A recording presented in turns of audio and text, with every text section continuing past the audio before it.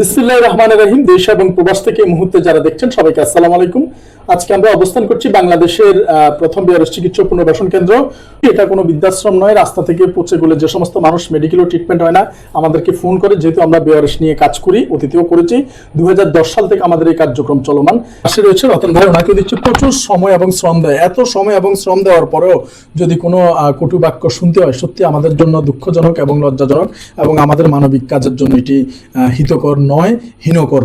তো যা হোক, আমি বেশি দীর্ঘায়িত করবো না, তবে এতটুকু বলছি যে আমার মনের অভিব্যক্তি সেটা হচ্ছে এই যে একটা মানুষ সারা জীবন চাকরি করার পরে অবশ্যই একটি বাড়ি করবে, এবং যদি সম্ভব হয় পুরনো হলেও একটি গাড়ি ক্রয় করার চেষ্টা করে, অথবা ছোট্ট কোনো ব্যবসা করার চেষ্টা করে, কিংবা ছোট্ট একটি জমি নেওয়ার চেষ্টা করে।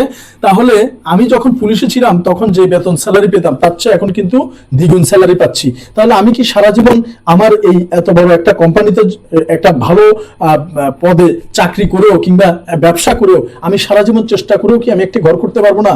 আমি কি একটি গাড়ি কিনতে পারবো না? আমি কি একটি কোনো ব্যবসা দাঁড় করাতে পারবো না? আমি কি আমার ছেলে মেয়েকে একটা স্কুলে পড়াতে পারবো না?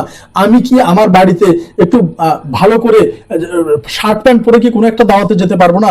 মানবিক মানুষদের এই ধরনের তীরের শিকার, যেমন এই যে রতন ভাই ওয়ে হাউজে কাজ করে, আমার প্রিয় হাসান ভাই কিছুদিন আগে উনি ওনার ব্যবসায়িক কাজ, উনি পুরনো একজন বিজনেসম্যান, ব্যবসায়িক কাজে কানাডা থেকে ঘুরে আসলেন। সেদিন তিনি দুঃখ করে বলছে যে মানুষ কানাডা যাওয়ার পরও দুই একজন তির্যক মন্তব্য করেছে। আমি সেই ব্যাখ্যা দিয়ে বলতে চাচ্ছি যে আমি আমার সারা জীবন বিভিন্ন প্রতিষ্ঠানে কাজ করে চাকরি করে আমি কি কিছুই করতে পারবো না? তাহলে কি আমি এটা মানবিক কাজ করার কারণে কি দায়ভারটা আমার উপর চলে আসবে?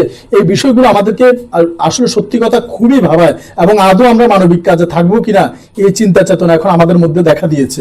সমগ্র বাংলাদেশের সকল সেবা প্রতিষ্ঠানের মানুষগুলো সবাই তো আর খারাপ নয়, সবার সাথে আমরা সৌহার্দ্যপূর্ণ আচরণ দিয়ে যাতে আমরা কাজটাকে এগিয়ে নিয়ে যাই। ধন্যবাদ সবাইকে। বিআরএস চিকিৎসা পুনর্বাসন কেন্দ্র থেকে। আসসালামু আলাইকুম রহমতুল্লাহ বারাকাতুহু।